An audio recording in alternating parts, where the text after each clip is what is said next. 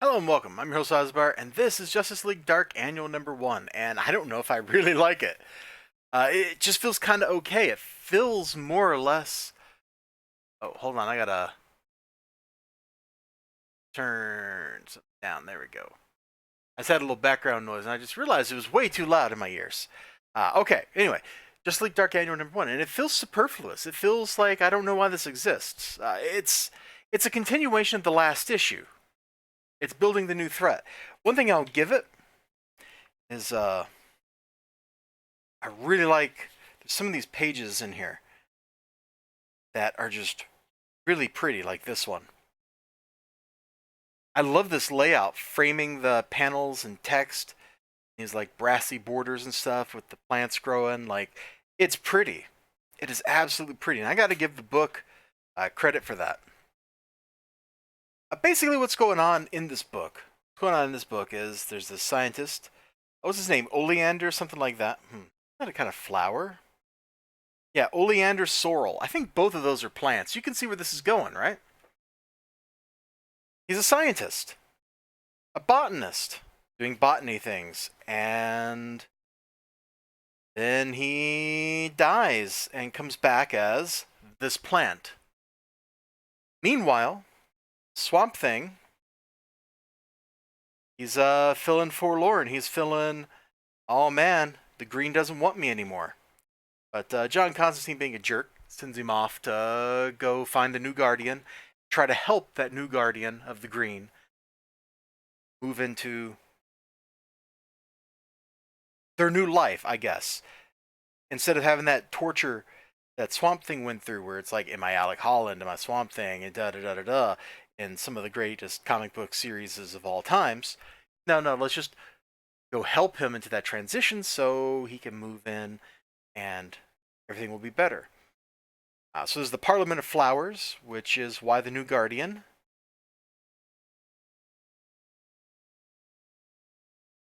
looks like flowers. Those big eyes looking like glasses and stuff. Like, it's pretty cool. It's pretty cool. And the tale that's told in here is pretty tragic. He makes children for his ex-wife with his powers. And sadly, those children, since they're born out of the memory of what he did, of how he came to be, they have a little bit of a tragic existence. There's this other guy who I don't remember. I'm sure I should remember him. But he's there. He's a plant monster too. He beats Swamp Thing because Swamp Thing is just trying to help the guy.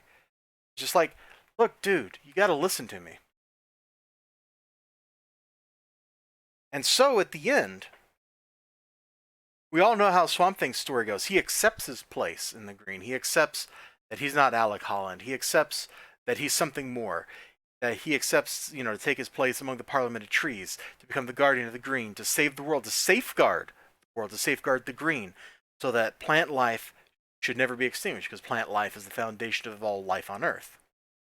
He accepts it. What does this guy do? I'm not going to tell you what he does, but just look at that face he's making as he realizes the tragedy of his life, of his existence, of his creation, and more importantly, the tragedy of what he did, creating those children for his wife, giving her that false joy, false life, false children. He can't handle the truth. This is very much like a story of the good angel and the devil, one on each shoulder. And this poor dude, confused, hurt, in pain as he is, he listened to the wrong one. He listened to the wrong one until it was too late. And once it was too late, the wages of sin are death, right? Now, sin promises you Ferrari, but what it's actually giving you is like a K car inside of a fiberglass Ferrari shell, It's even got a cardboard floor. That's how bad it is.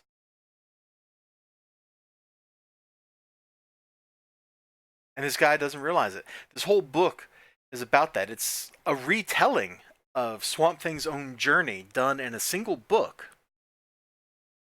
Done in, I don't know, this is 48 pages or something.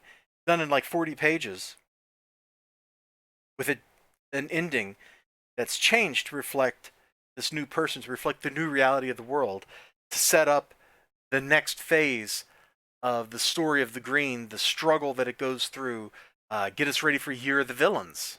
Because you got to have villains for Year of the Villains, right? This withered swamp thing, man. I don't know. That kind of bothers me a little bit looking at it. It it's like an old shaggy dog whose fur's all matted or something. I don't know. So I like this book because it's pretty and it tells a kind of interesting story, but it also feels completely superfluous to the Justice League Dark story because you could literally tell this story in at least the part of it that matters in the space of like 3 panels in the regular book. The Green has a new guardian. The end. You know? Granted, there's a little like kind of setup twist at the end. This really should have like Year of the Villains branded across it, like all books do right now, because this is definitely like a Year of the Villains kind of story thing going on, like a setup. But that's where we're at. This was a good read. There was a lot of good content here, a lot of really pretty art. I can't get over how much I like some of this art in this book. And there's some really great touches. Like, I think I showed this page already, but look at the book she's reading, Batmite Crazy Adventures. That's perfect. That is a wonderful, whoops, sorry, I didn't mean to hit the camera, a wonderful little callback to something just kind of fun and silly that should exist in their universe. You know, if you got Batman, like that has to exist in the DC universe. Stories like that, stories about these characters or these people that they live with every day, and not just like tabloid stories, but things that are made to consume or be consumed by children, meant to be told by children. So I thought that was a great little touch. So Justice League Dark annual, $4.99. I liked it. It was completely unnecessary. If you want more Swamp Thing in your life, if you want more Swamp Thing action, you gotta get the book. The end. So I will see you all next time. Take it easy. Remember to like, comment, subscribe, all that good stuff. Until then, bye bye.